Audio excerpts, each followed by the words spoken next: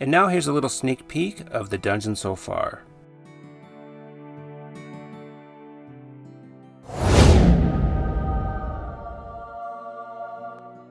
How are you today? Art Jeremiah here, and I'm back with another video about building a dungeon. In today's video, I'm building these two rooms, which is a continuation of a series that I've been doing the last year or so. If you're new here, don't forget to subscribe and leave a comment down below so that I can personally welcome you to the channel. And now, let's get into that video. The first thing that I do is build most of the rest of the rooms, all except for that last boss room. And this is just so I get a little bit more caught up so I can hurry and get these videos out and finish this build finally. If you want to see how I go about this process and you haven't seen already, then don't forget to watch the previous videos in this series. I'll make sure to put the dungeon building playlist up so that you can go back and watch all the videos in the series. And you'll also see me growing as a creator through watching that series and getting better at this whole YouTube thing. So please bear with me in those earlier episodes. Some of it has some sound quality issues and whatnot, but you'll see that I grow and grow and grow.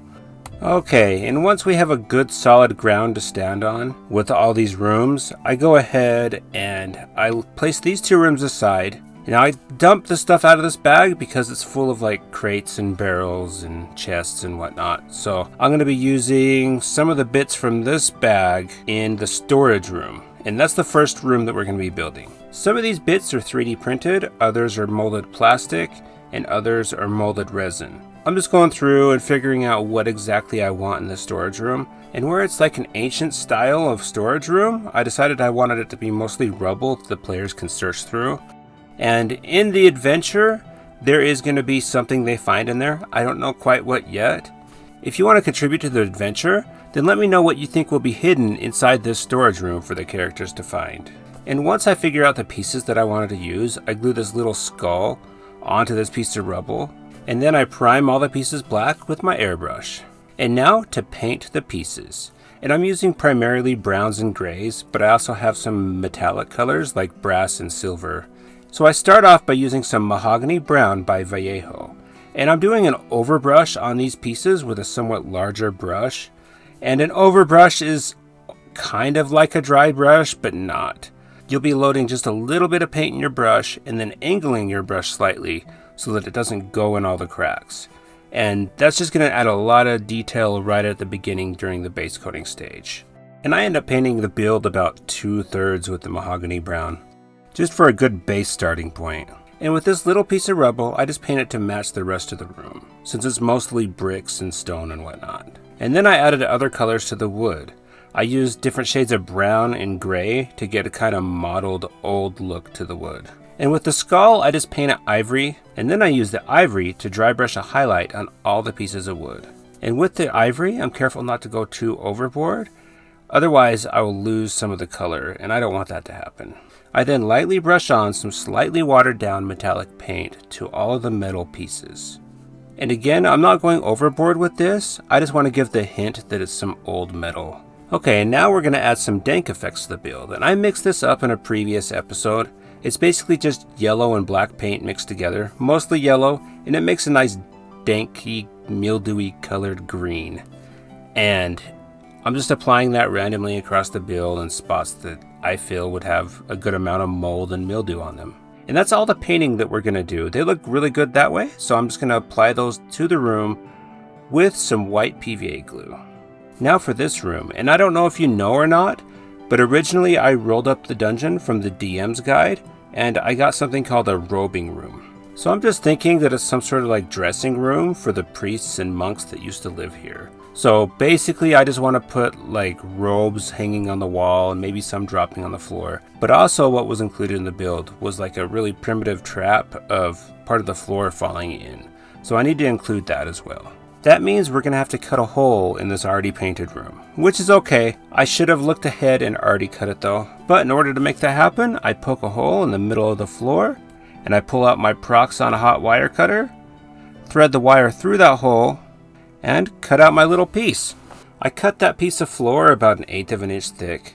That way I can give the illusion that the floor dropped. It's not going to be the perfect solution, but it will be playable when characters are in that room. And I touch up those pieces and the inside of the floor with some black paint. And that's all we're going to do for that trap. Just that piece of the floor is going to cave in, and it's going to hide pretty good just the way it is. So now we're going to work on the robes that are going to be hanging on the wall. And first thing I do is clip off the tips of a bunch of toothpicks. And these are just going to be the pegs where the robes are going to be hanging. I just went for an easy solution to color the pegs and added them to some brown water. After letting them soak for a second, I take them out, put them on a paper towel, and then I use these round nose pliers to dip them in the PVA glue and stick them right into the wall. Okay, and now in that same brown water, I'm going to add a bunch of PVA glue and red ink. This mixture is going to both shape the robes and color the robes all in one step. That way we don't have to waste too much time painting stuff. And the fabric is going to be based out of toilet paper. And I just take some of the toilet paper and dip it in the liquid and then apply it to the places where I want the robes to be hanging, or the places on the floor where I want them to have fallen. And then I mix some black into my little reddish mixture, and I add some of that color to the robes.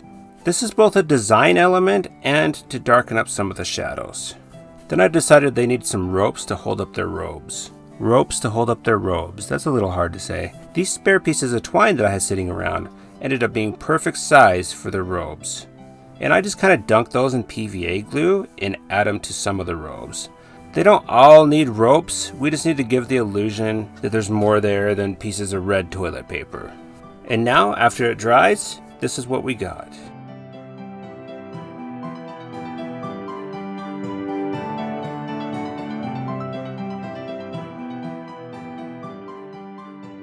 And now here's a little sneak peek of the dungeon so far. And this isn't the whole dungeon yet. I'm saving that for a later video. First, let's get this dungeon built, and then we'll set the dungeon up and do a whole recap on the whole series. So if you want to see that end video, then don't forget to subscribe to the channel if you're not already.